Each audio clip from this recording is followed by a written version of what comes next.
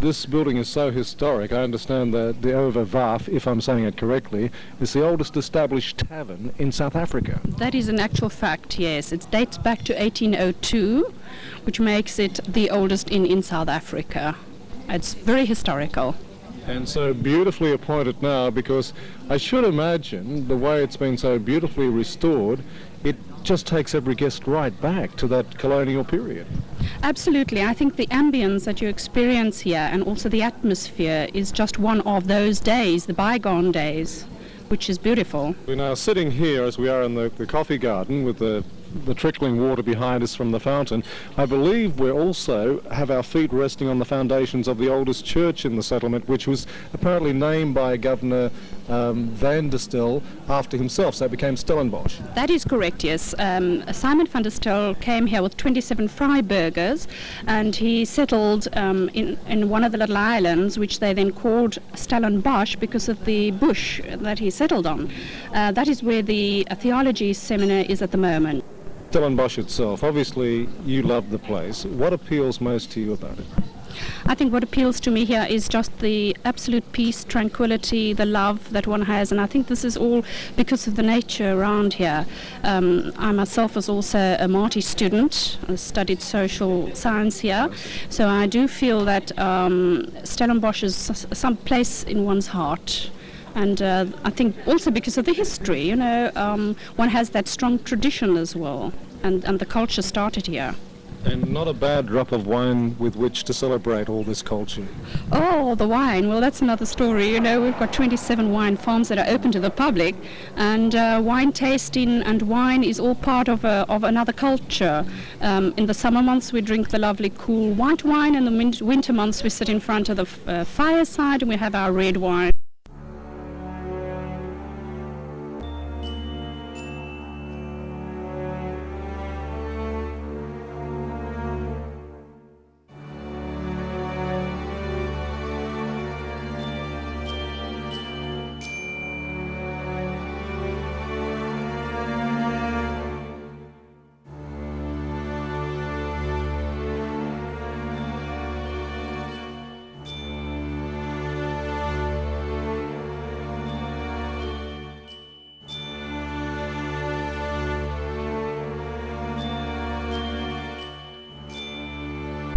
So back to our wildlife search, which takes us from Cape Town along the famous Garden Route and on to Mossel Bay, where you might catch the whales at play in the rolling surf.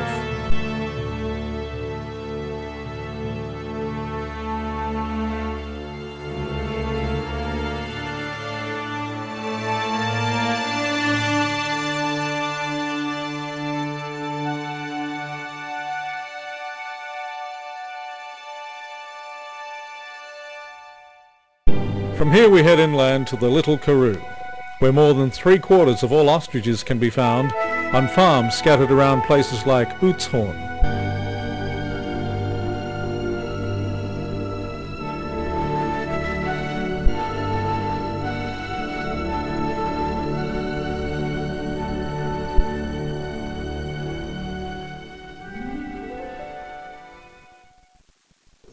What happens is, during the breeding season, from 8 o'clock in the morning to about 6 o'clock in the evening, the female sits on the nest.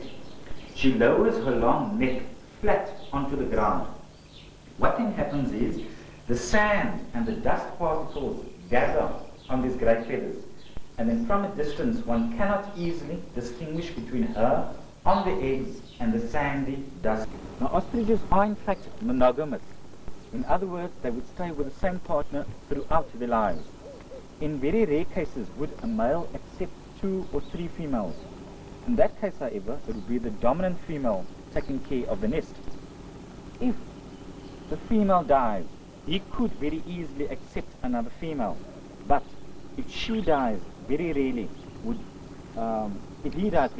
she accept another male bird. So obviously the females are more faithful than the males.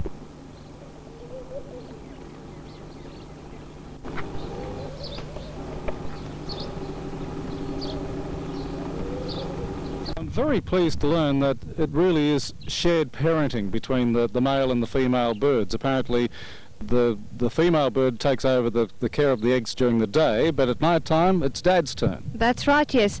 Normally it works like this. When it comes to 4 o'clock or 5 o'clock in the afternoon, the male would virtually chase the female off the nest because he knows that she has to feed at some time. And then he would sit there until tomorrow morning early, then they would swap again. So equal rights. Yes, that's equal rights.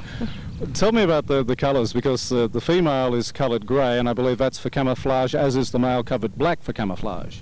That's right, yes. The female's grey colours, of course, blend in nature when she sits on the nest during daytime, whereas at night time when he sits on the nest, he has black feathers and is well camouflaged. His white wing plumes he can tuck underneath his body, and then you won't see them. Another very interesting thing is you'll see that the male ostriches all have brown tail feathers. Normally they are white, but because of the breeding season, he also rubs them in the dust in order to camouflage himself. Then he's even better camouflaged at night when he sits on the eggs. Normally they're white, now they're brown. And Brenda, this is nature at work, because they have a very small brain, don't they? Yes, well, that's why I say they are well equipped to survive, even though they have small brains. And what about the products of the ostrich? Because I noticed that the white plumes of the male, I gather, are the most precious to you. Yes, well, the white male plumes go for about 1,200 Rand per kilo at the moment. They are normally exported to overseas countries, especially Europe, and also to Rio de Janeiro as such, for the use of theatrical shows. They are used at the Rio Carnival, and they are used in Paris and all over in extravaganza shows. And then there are, of course, the quills get cut and they color them into all different colors. That's why you hardly recognize them on TV when you see them. You see ostrich feathers all the time on TV, but they are well camouflaged because they've been colored. Yes, and this is it. The white ones, of course, can be dyed any color. Yes, they can be dyed into any color. They can also color the gray female plumes, but then they first have to be bleached, and they are of a less good quality. Right. Well, just looking at the number of ostriches you have here, obviously you export a lot of feathers, but do you also breed them for slaughter, for meat? Yes, well, on this farm particularly, we don't breed ostriches for slaughtering. I mean, we don't take them through to slaughtering age. We basically just incubate them. We sell chicks at the age of 3 months old to other farmers, which will then take them through to 14 or 15 months old for slaughtering.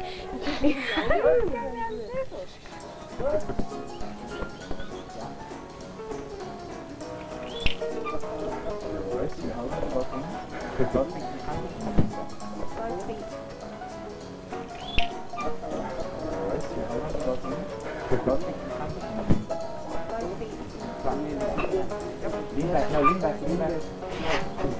Yes! There we go.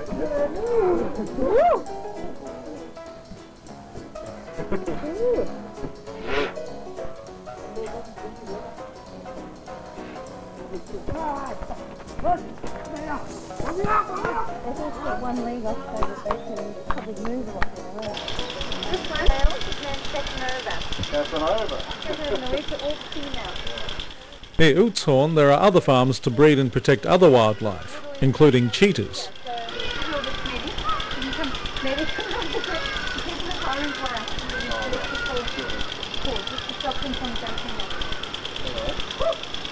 Why don't we record here?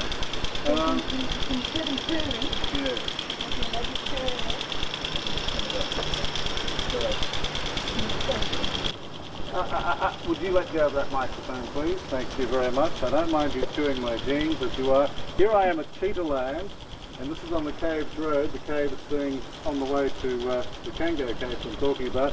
I'm with the public relations officer for the Cheetah Land and Crocodile Farm, Jean D'Souza. You've got to be firm with them. If you feel they're getting a bit rough, you say a good no and smack them on their nose, or just generally push them away. I mean, they're not wild animals. They do have a wild instinct. Yes. If we had to tear across the lawn and run, they would chase us with that instinct of wanting to pull you down.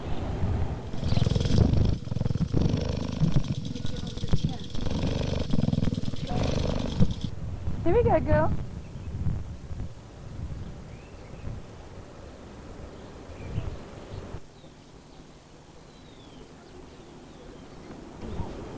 Come on, Carly, why aren't you roaring today? Carly! Carly! Carly! Charlie! Normally you get them going and then they really sound great.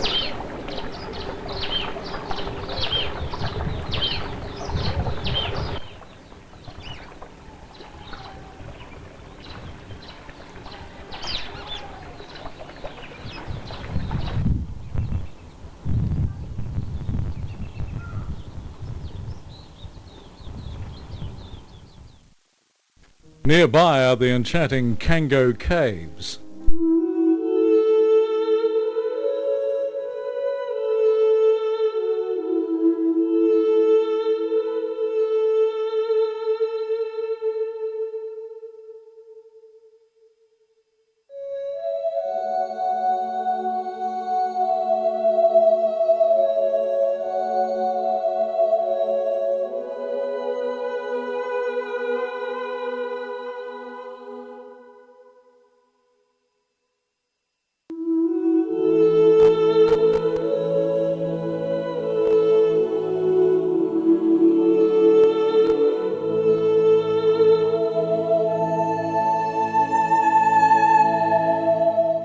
Heading back to the sea towards Port Elizabeth via the coastal town of George provides a spectacular scenic bonus.